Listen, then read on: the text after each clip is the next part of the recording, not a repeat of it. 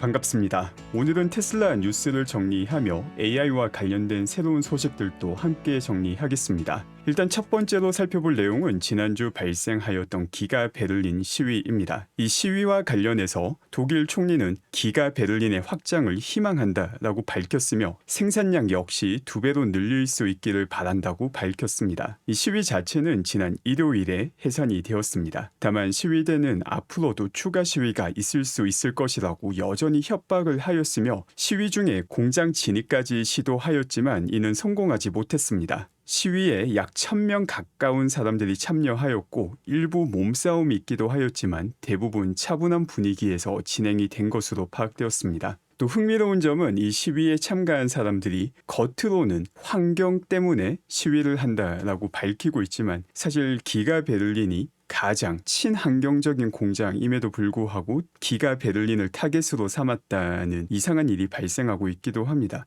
심지어 문제라고 지목하고 있는 용수 사용과 관련해서 기가 베를린의 산업 용수는 100% 재활용이 되고 있기도 합니다. 미국 정치권에서도 이상한 일은 계속해서 벌어지고 있습니다. 이제 다가오는 대선을 앞두고 다양한 표심을 잡기 위한 발언들이 나오고 있습니다. 해당 영상은 트럼프 대통령의 발언인데 잠깐 함께 보겠습니다. If you want to take a nice trip from let's say New Jersey and you want to go and visit me at the White House in a little while, don't go buy an electric car.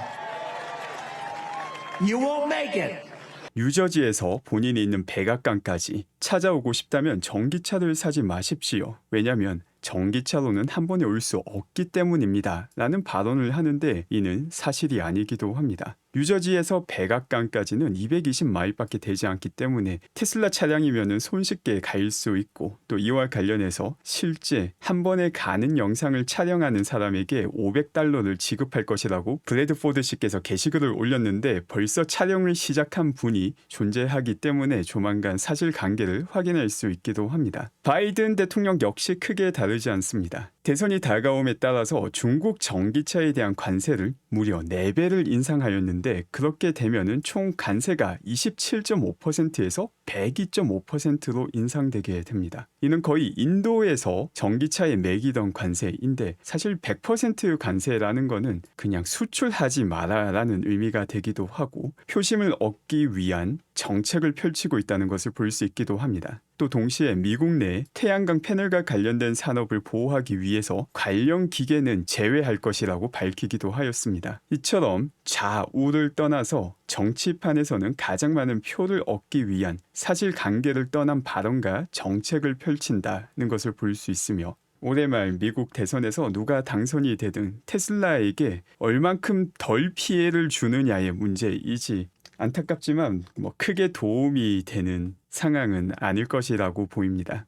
중국에서 메가 팩토리 같은 경우 좋은 소식이 추가로 확인이 되었습니다. 일단 건설 허가를 공식적으로 받았다는 내용이 확인이 되었으며 이전에 알려진 대로 2025년 1분기부터 메가팩 대량 생산이 들어갈 예정입니다. 또 이와 함께 기가 팩토리 주변에 2곳에 토지를 매입했다라는 소식이 확인되기도 하였습니다. 이와 관련해서 메가팩 공장과 관련된 부지 매입으로 보이는데 토지 2곳이 약간 떨어져 있죠. 크게 먼 거리는 아닌데 2곳을 매입했기 때문에 다른 한 곳은 창고 용도로 사용이 되지 않을까라고 추측이 되고 있습니다. 또 상하이 메가팩토리와 관련해서 나온 소식입니다. 이 소식을 보게 되면은 재미난 표현이 들어가 있습니다. 지금 중국 기사를 번역한 내용을 보게 되면은 프로젝트 서비스 패키지를 적용했다라고 밝히고 있습니다. 이 프로젝트 서비스 패키지 같은 경우 조금 더 쉽게 패스트트랙으로 이해하시면 좋을 것 같습니다. 다양한 문제가 발생했을 때 이 부서 저 부서를 따로 찾을 필요 없이 모든 프로세스를 원활하게 해결해주는 하나의 패키지로 판단이 되고 중국에서 부르는 이름이 프로젝트 서비스 패키지이며 행정 절차를 훨씬 더 빠르고 수월하게 적용하는 패키지로 판단이 됩니다. 그래서 메가 팩토리 같은 경우 중국에서 조금 더 속도를 낼 수 있음을 보여주는 기사가 됩니다. 그 밖에 테슬라에서 사이버 트럭 제조 책임자가 테슬라를 떠나기도 하였습니다. 현재 테슬라에서 진행되고 있는 다양한 구조 개편의 일환으로 판단이 됩니다. 다만 슈퍼차저에서 확인했듯이 이렇게 직원 수를 줄이고 있지만 필요한 직원은 다시 고용하는 모습을 볼 수 있습니다. 관련 내용은 슈퍼차저에서 현재 먼저 보이고 있는데 이전에 테슬라를 떠났던 북미 지역 슈퍼차저 책임자인 맥스 드 제거로 씨가 다시 테슬라로 돌아왔으며 이를 통해서 무조건 자르는 게 아니라 필요한 핵심 인원만 남기며 더욱더 효율성을 높이는 과정을 테슬라가 진행하고 있다는 것을 다시 볼 수 있습니다. 또 슈퍼차저와 관련해서 모든 사람들을 다 해고해서 슈차 확장이 중단되었다라는 찌라시 혹은 가짜 뉴스가 나오기도 하였는데 이 역시 전혀 사실이 아니다라는 것을 테슬라 리님께서 정리해 주셨습니다. 지금 보시는 거는 각 월별로 얼마나 많은 슈퍼차저가 확대되었는지를 정리한 내용이고 날짜 수로 나누어서 매일 평균 몇 대의 슈퍼차저가 확대되는지를 정리한 내용입니다. 이를 보게 되면 지난 4월 일간 3.6대 확대로 1, 2, 3, 4, 5월 중 최고치를 찍었는데 5월 10일까지를 보게 되면 하루 3.5대로 거의 최고 수준을 유지하고 있음을 볼 수 있습니다. 이렇게 구조 조정이 진행되고 있지만 여전히 빠르게 슈퍼차저를 확대해 나가고 있다는 것을 확인할 수 있는 자료입니다. 지난 10일부터 미국 모델 Y 할부 주문에 대해서 0.99% 대출 금리를 테슬라가 제공했었는데 0.99%의 대출 금리 효과가 벌써 나타나고 있다는 내용을 소이어님께서 공유해 주셨습니다. 소이어님께서 이 내용을 공유하고 난 다음에 상당히 많은 분들이 관련 DM과 낮은 대출 금리로 인해서 새롭게 모델 Y를 구매했다라는 메시지를 계속해서 보내고 있음을 확인할 수 있습니다. 물론 이는 개인적인 경험에 기반한 데이터이지만 0.99%의 금리 프로모션이 어느 정도 효과가 있음을 뒷받침하는 자료가 되기도 합니다. 그리고 크루즈에서 다시 자율주행을 시작했다는 소식이 전해지기도 하였습니다. 크루즈 같은 경우 과거 사람이 차에 끼인 채로 자율주행이 진행되는 끔찍한 사고가 있었고 그 이후로 자율주행이 중단이 되었습니다. 그리고 자율주행이 중단되는 동안 실제 지도도 많이 바뀌었기 때문에 이제 피닉스 지형에서 다시 도로를 매핑을 했고 매핑이 끝난 다음에 이전과 같은 무인 자율주행이 아닌 안전 운전자가 운전석에 탑승한 상태로 새롭게 다시 자율주행을 시작하게 되었습니다. 이게 보여주는 게 테슬라가 채택한 자율주행이 얼마나 우월한 형태로 데이터를 빠르게 수집할 수 있는지를 보여주게 됩니다. 크루즈 같은 경우 이제 함께 탑승하는 안전 운전자에게 돈을 주면서 운행을 해야 되며 또 자율주행 데이터를 확보하는 속도는 더 느려지고 비용은 올라가게 되었습니다. 이에 반해서 테슬라의 자율주행 같은 경우 벌써 운전 피로감을 상당 부분 낮춰주는 효과와 함께 FSD를 구매하거나 구독하는 형태로 돈을 벌면서 자율주행 데이터를 확보하는 훨씬 더 우월한 전략이었다는 것을 다시금 확인할 수 있기도 합니다. 전반적인 AI 세계에서 많은 일들이 벌어지고 있기도 합니다. 지금 보시는 영상 같은 경우 유니트리에서 새롭게 발표한 휴머노이드인데 일단 가격이 16,000불로서 아주 매력적이다라고 광고를 하고 있습니다. 이 휴머노이드가 뭘 할 수 있는지를 보게 되면은 23개에서 43개의 관절을 가지고 있다고 밝히고 있으며 이 관절이 거의 360도로 모두가 돌아가는 것 같습니다. 이와 함께 액션이 조금 강한 것 같은데 어느 정도 충격이 주어진다 하더라도 중심을 잘 잡을 수 있다는 것을 보여줍니다. 물론 마지막 터치의 순간은 조금 힘을 빼는 모습도 볼 수 있습니다.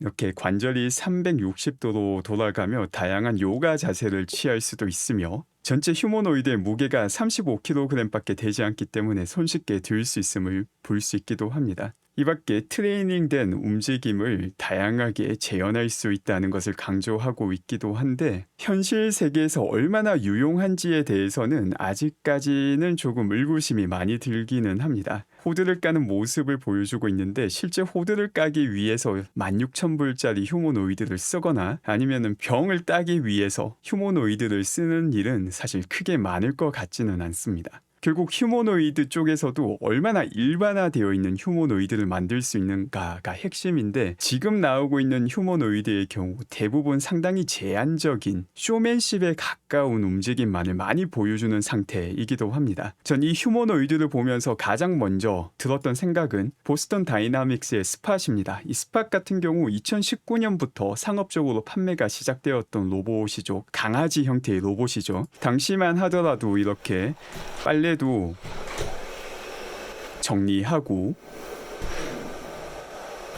프로그래밍 되어 있는 다양한 일들을 처리할 수 있는 게 보스턴 다이나믹스의 스팟이었습니다.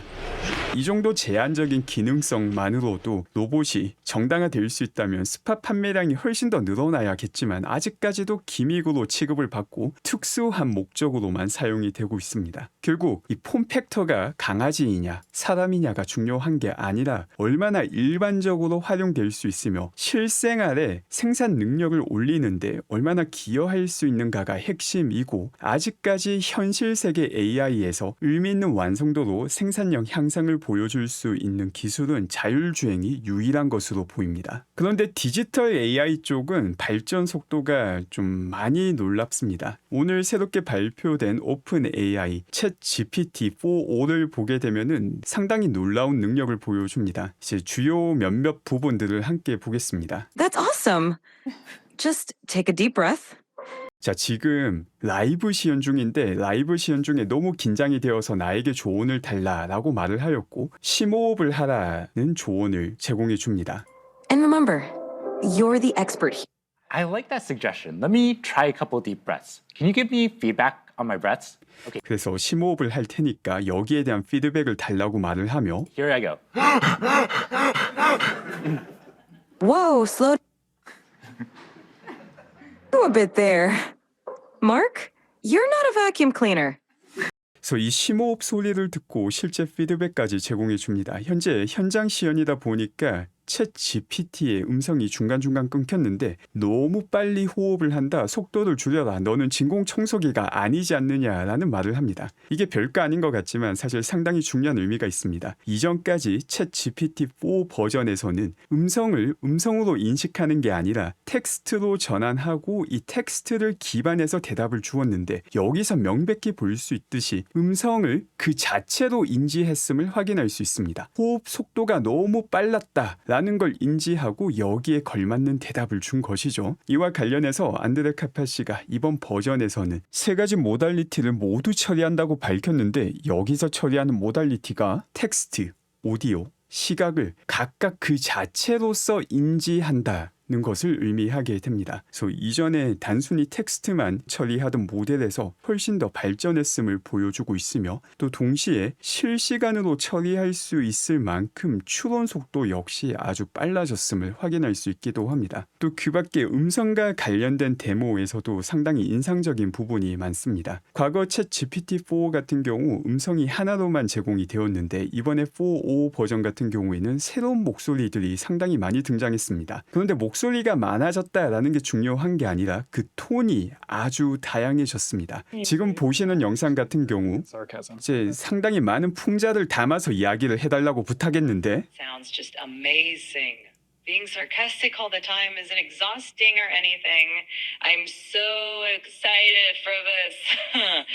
풍자가 가득한 톤으로 대화를 하는 챗 GPT를 볼 수 있게 됩니다. 그리고 단순하게 톤만 바꾸는 것에서 끝나는 게 아니라 노래도 부르며 하모니까지 추가하는 모습을 이 영상에서 볼 수 있기도 합니다.